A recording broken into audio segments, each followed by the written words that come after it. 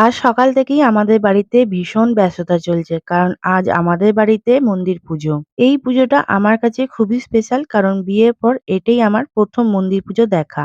সকাল থেকেই ঘর পরিষ্কার, মন্দির সাজানো, ফুল আনা সব মিলিয়ে একটা আলাদা আনন্দের ব্যস্ততা। মন্দিরটা খুব সুন্দর করে সাজানো হয়েছে। পুজোর দিনে ছোট মাসি, ভাই আর ছোট মামা এসেছে। সবাই মিলে একসাথে কাজ করতে বেশ ভালো লাগছে।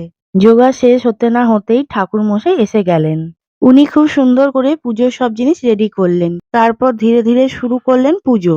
পুজোর প্রতিটা নিয়ম উনি খুব নিষ্ঠা দিয়ে পালন করছেন। এই প্রথমবার আমি আমাদের বাড়ির মন্দির পুজো দেখছি। আর সত্যি বলতে মনটা ভরে যাচ্ছে। তোমাদের বাড়িতে কি এই রকম মন্দির পুজো হয়? হলে অবশ্যই কমেন্টে জানিও। আর ভিডিওটা ভালো লাগলে লাইক, কমেন্ট, শেয়ার আর সাবস্ক্রাইব করতে ভুলো না। আজকের মতন ভিডিওটা এখানেই শেষ করছি। দেখা হবে নেক্সট ভিডিওতে। Tata, bye bye.